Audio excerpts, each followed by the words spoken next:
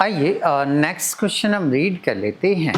उसने लिखा हुआ है कि the price of a cow and a horse is ₹1200 if the price of the horse increase by 30% and that of the cow by 40%, the total becomes ₹1600. Show that the price of the horse is double that the cow. Okay, question read करने के बाद आइए इसे समझते हैं। उसने बोला है कि एक गाय और एक घोड़े की जो कीमत है वो है 1200 रुपये। ठीक है, बट ये नहीं पता हमें कि 1200 रुपये में से कितनी कीमत गाय की है और कितनी कीमत घोड़े की है। तो फिर ऐसी कंडीशन में हम क्या करेंगे कि दोनों की कीमत को अज्यूम कर लेंगे, दोनों की प्राइस को क्या करेंगे, अज्यूम कर लेंगे। तो दोनों की प्राइस को यदि हम अज्यूम करना चाहें तो फिर हम क्या करें, एक को x मान लेते हैं और एक को क्या मान लेते हैं, y। तो हमने माना कि assume that cow price is x and horse price is y। पहली लाइन उसने बोली है कि दोनों का प्राइस 1200 रुपये है। तो ये गाय की कीमत है, ये घोड़े की कीमत है, इन दोनों को मैंने प्लस लगाया तो ये कुल कीमत बनी, ये वाली कुल कीमत बनी। और मैंने बराबर का साइन लगाकर कुल कीमत कितनी रख दी, 1200। तो पहला इक्वेशन हमारा तैयार हो गया कि x प्लस वाई बराबर 1200 रुपये। ओके, देन फिर उसने बोला कि काउ प्राइस इंक्रीज्ड बाय 40%। पहले लिखा तो हॉर्स के लिए है, बट पहले मैं काउ की वैल्यू को ले रहा हूँ क्योंकि पहले नोट मैंने काउ किया है। तो cow price increase by 40%। Cow का प्राइस क्या है, x का 40% कैंसल किया तो 4x/10 हो जाएगा। ये नई प्राइस नहीं आई है, ये इंक्रीज आई है। क्या ये इंक्रीज, तो ये इंक्रीज आ गई। इस इंक्रीज को ओल्ड प्राइस में क्या करेंगे, हम प्लस करेंगे। तो old price plus increase is equal new price. Old price मेरे पास x/1 है प्लस 4x/10 लिखेंगे।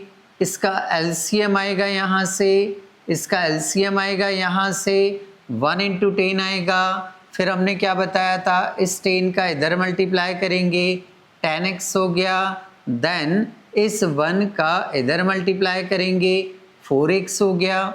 ये भी x से, ये भी x से है।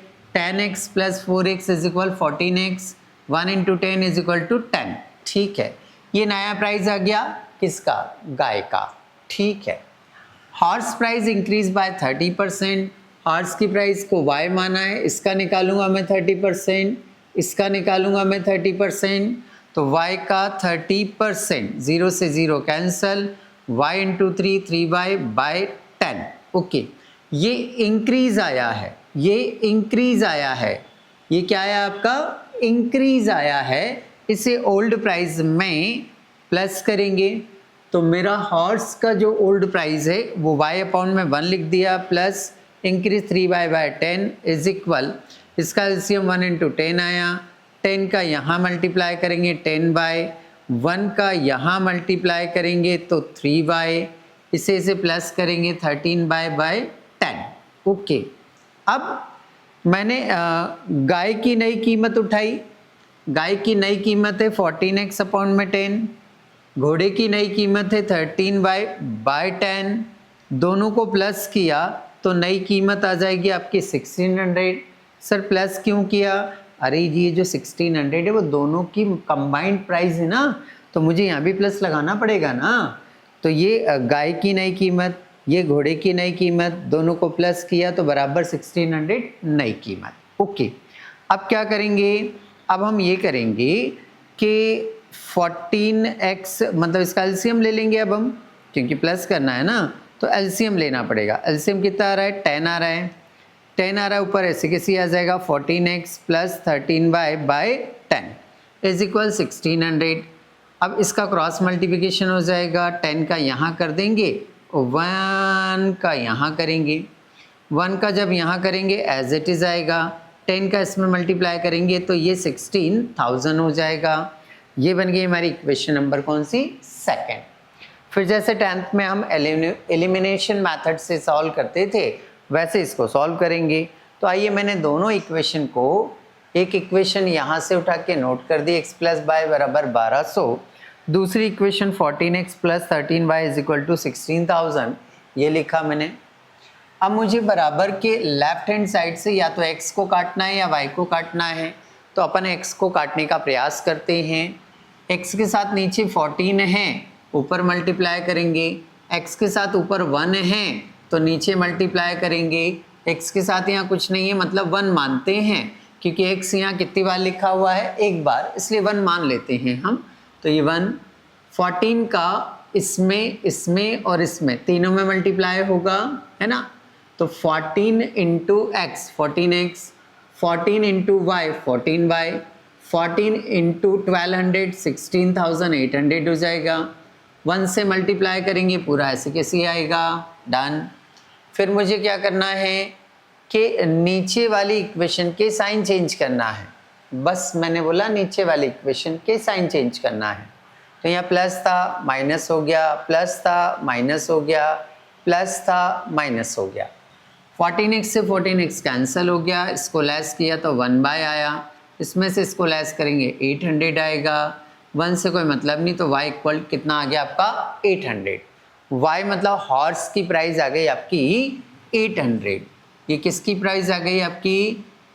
हॉर्स की प्राइस आ गई, क्योंकि हमने y किसको माना था? हॉर्स को माना था, तो हॉर्स की प्राइस आ गई 800। अब मैं क्या करूँगा? y की वैल्यू को इक्वेशन 1 में पुटअप कर दूंगा। इक्वेशन 1 है मेरे पास x प्लस वाई बराबर 1200, x प्लस वाई बराबर 1200। x की जगह x रखा, प्लस की जगह प्लस रखा, y की जगह y की वैल्यू जो कि 800 है is equal 1200 as it is, x अपनी जगह, बराबर अपनी जगह, 1200 अपनी जगह, 800 यहाँ प्लस का है उधर ले जाएंगे तो माइनस का हो जाएगा। ओके, x इज इक्वल, इसे लेस करेंगे 400 आ जाएगा। तो x मतलब ये किसकी प्राइस आ गई आपकी? काऊ की प्राइस आ गई। तो cow price is 400 and horse price is 800। Last में उसने पूछा है बताओ, प्रूफ करो कि हॉर्स की प्राइस काऊ की प्राइस से डबल है या नहीं है। तो यहाँ से चेक कर लो, काऊ की प्राइस कितनी है? 400, हॉर्स की प्राइस कितनी है?